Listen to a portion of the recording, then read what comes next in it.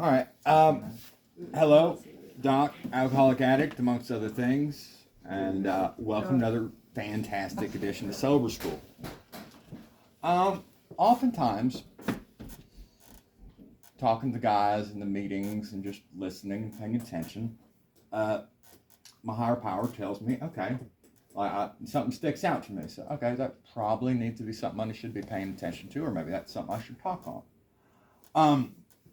So today, we're going to be talking about rock bottom. Yeah. And,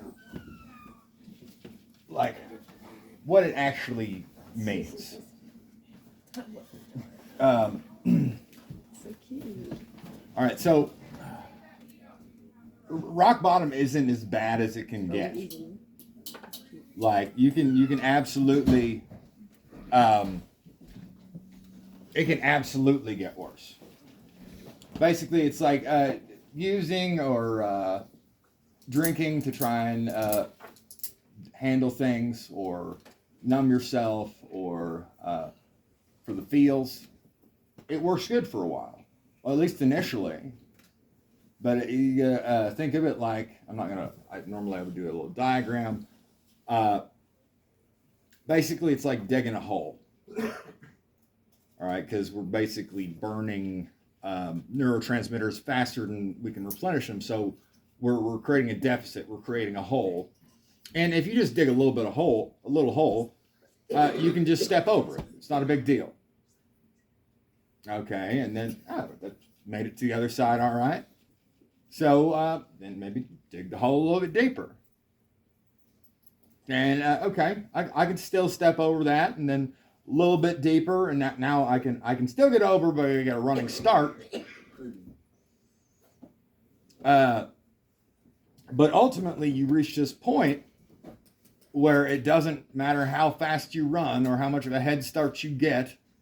There's no way that you can get to the other side to jump over that hole. There's no way you can avoid that hole after a certain point.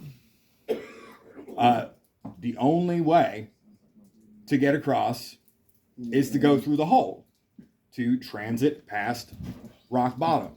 And you can wind up in the hole and you can keep digging the hole.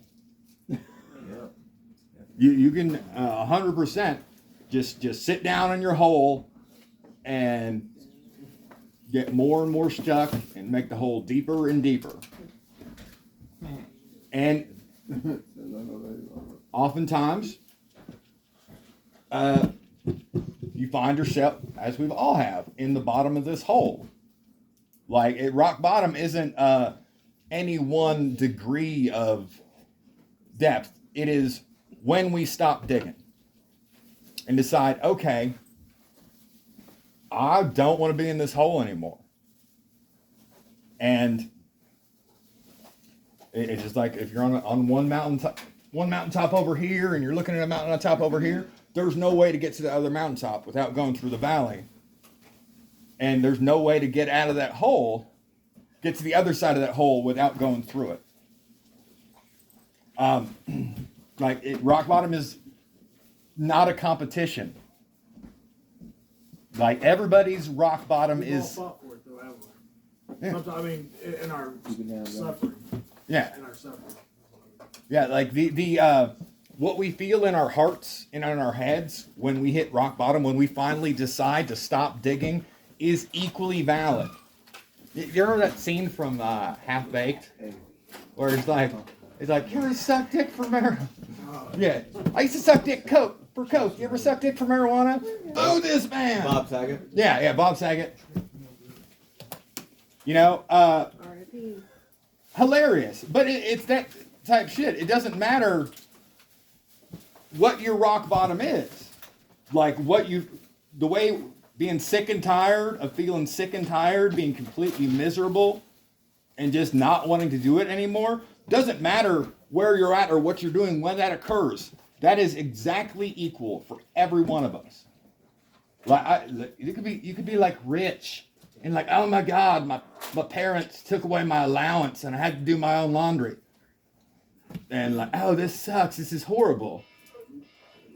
But where that is and the way that feels in that person's heart, if they're at the point where they're so sick and tired of being sick and tired, they're so miserable, their heart hurts so much that they're to the point where like they've decided to stop digging and try and get out of that hole, that is equivalent to sucking dick for coke, I guess. But it is like whatever gets you to that point is the same regardless of where you're at. You're at the bottom of the hole and you are sick of digging. You're sick of making the hole deeper. Like everybody's rock bottom is shaped by different factors: backgrounds, trauma, mental health resources, timing. So it's natural. It's going to look different. Every one of us is different. The stuff we've been through is different, but it has this one thing in common. Our rock bottoms all is when we decided to stop digging, to stop making it worse and try and get it better. And sometimes if you're down that hole, depending on how deep you dug it, you could probably use a hand getting out of it. Or from somebody else who's already on the other side of that hole. And that's where sponsors come in. That's where meetings come in. And ideally, a real good way to get up out of a hole is steps, historically. Yeah.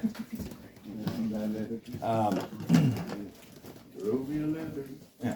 But rock bottom is defined internally, not externally.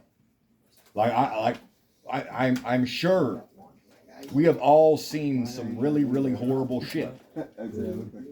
I know I have. Like, what's some horrible shit? I've watched people overdose and die. When my son was born, I stole an epidural out of the Sharps container. Oh my gosh. Not super proud of that. No, it's just crazy. What do you do? How would you do that? Well, like, when are you going to get another chance to get an epidural? Well, how is what I mean. Where did you see it at? Like, Well, they started one, and they gave her, like, my son's mom, she's in Amazon, she's like 6 foot tall. So they gave her a whole epidural, and it didn't sufficiently anesthetize her, so they started another one. And right after they started it, okay, she was numbed up, so they just disconnected it and, like, tossed it in a Sharps container. I'm like, what's that machine do? Yoink. Because when are you going to get another chance to get an epidural? And this is while my first and only child is being born. I don't know, because I don't know that it actually makes you high either. Well, it's fentanyl citrate and Is it? bupivacaine. Yeah. I didn't know that.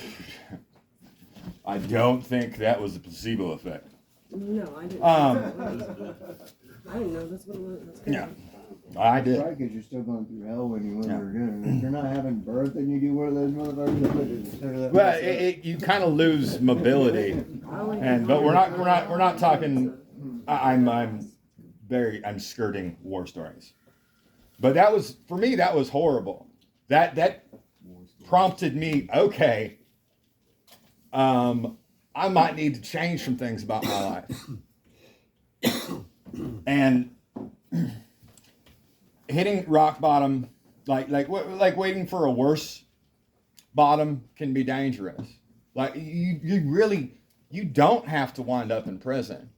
You don't have to lose everything. You don't have to lose more. You don't have to lose more family, more friends, more loved ones. You don't have to lose more. Like, you can decide, okay, Uncle, I've lost enough. I'm going to start, I'm sick of being in this hole. And I want out. So you got to figure out the steps you need to take to get out of that hole. And hitting rock bottom often, it strips away the whole ego and denial. And it confronts us with reality in a way that excuses minimization, rationalization. Like, we can't do it anymore. Like, there reaches a certain point where you got to go, okay, I'm in a fucking hole and I can't get out on my own. Like, it doesn't matter how fucking much of a running start I get, there's no way I'm jumping to the other side of this hole. And the hole is so, I made the hole so deep, if I go down through it, I don't think I'm gonna be able to get out by myself. I'm gonna need some fucking help. And that's, I'm gonna need somebody to throw me a rope, give me a fucking hand, maybe build some steps. Yeah. Rock bottom is really good at bringing clarity. In the wreckage, we might finally see what actually matters and what doesn't, and what we can no longer sacrifice. I was sitting there in my kitchen because I refrigerated it, epidural, and I'm like sitting there looking at it, and I hear my son, who just came home from the hospital, crying in the other room. And I'm sitting here focusing on a bag of drugs. Well, my firstborn son is crying in the other room. Like, I was fucking high as shit when he was born. I was out running around. I got the call to go to the hospital. And my son's name is Jude, the patron saint of hopeless causes. Big Beatles fan, and there's a Jude Law was pretty hot at the time, still hot. What? There's a sportscaster named Jude LaCava on the news, and so I like Jude. And I was out running around. I got the call that it was time. Well, the first time like we went there, it's false labor. So I went back out running around again. And then I got another call and go back. Do you know what happened? Know what came on the radio? Both times, within like 6 hours. Hey, Jude.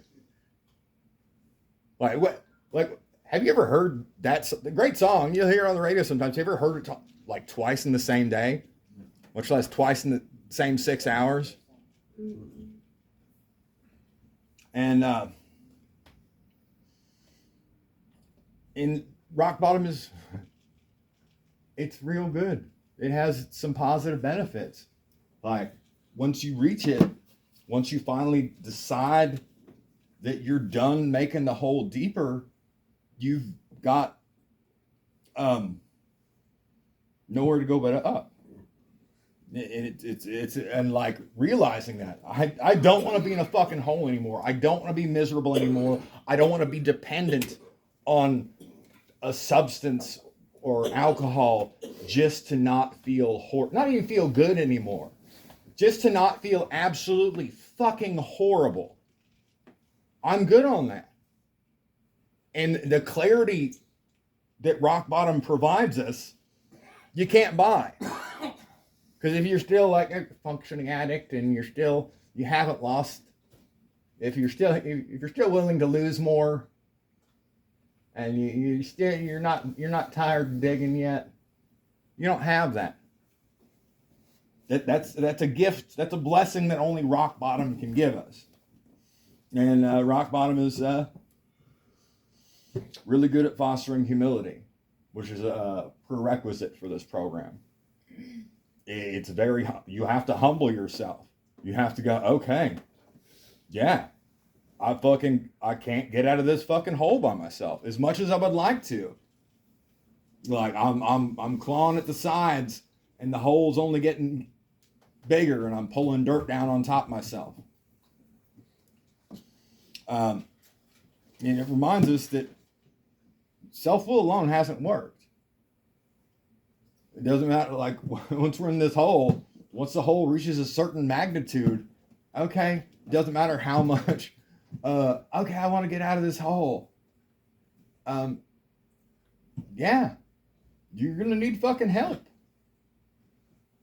And you can, prayer, that can help. Yeah, maybe it starts raining and the hole fills up full of water and you can doggy paddle and then get out that way. Entirely possible. It'd be an earthquake and the sides cave in and it fills up enough where you can get out. 100%. That can happen. But if you see, if you know somebody who's on the other side of that hole and they're willing to help you get out of that hole, I'd take advantage of it. And from rock bottom, many people, not everybody, many people gain empathy. I've been through some dark stuff, and that, like, so when I see somebody who's going through or who has been through some dark stuff, that's the darkness I've been through. That helps me. I feel for you. Because I know a thing or two about darkness. I know a thing or two about digging deep fucking holes and how much it sucks to be fucking stuck in them. And I wouldn't, if I hadn't been through it, I wouldn't have that.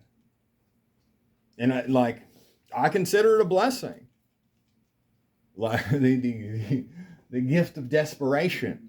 And just, man, nowhere to go but up. And you notice, like, I feel for you. I have an understanding of fucking darkness and shitty places that we've all come from. And I look at it as a blessing. It was not pleasant receiving that blessing. It's what I call a salty blessing, you know. I didn't want to fucking go through the shit I went through. But now that I'm actually living by my higher power's will and not by my will, it's a huge blessing. Like all this horrible stuff I've been through, all these fucking holes I've dug and dug and dug and dug is actually a blessing, because now I know a thing or two about holes. I'm a fucking amateur holeologist, substance abuse spelunker. I don't know. I don't know what you would call it, but I know a thing or two about darkness, and I know a thing or two about holes. I know a whole lot about rock bottom, and it's not the end of this story. It's the turning point. And what we gain from it is not the pain itself, but it's the opportunity to rebuild life grounded in truth, connection, and meaningful change. And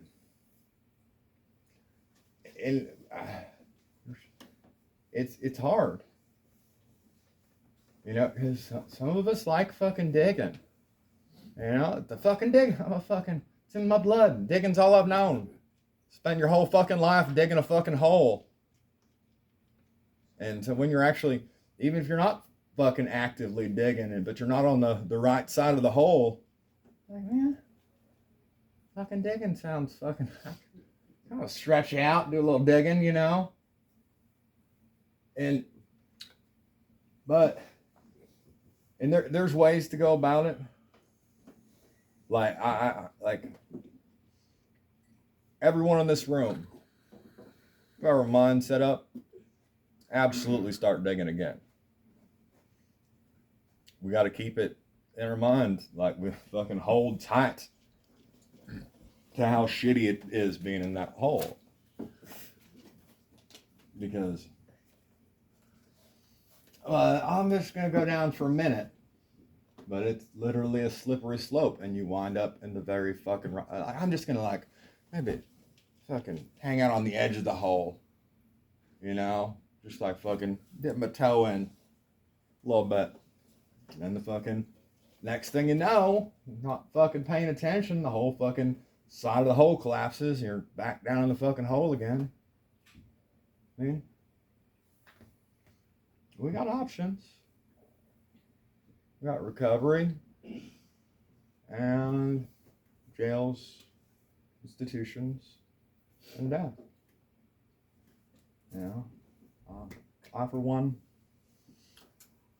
I'm tired of digging. And this side of the fucking hole is real fucking nice. And I like helping people who are in the hole fucking find their way out. Because, man, I I've been there. I don't want to fucking see anybody there. And hey, if I can't make people stop digging,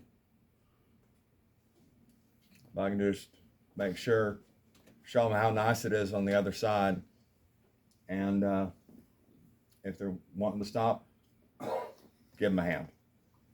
Well, that's all I got. Thanks, Thanks, Doc. Doc. Doc.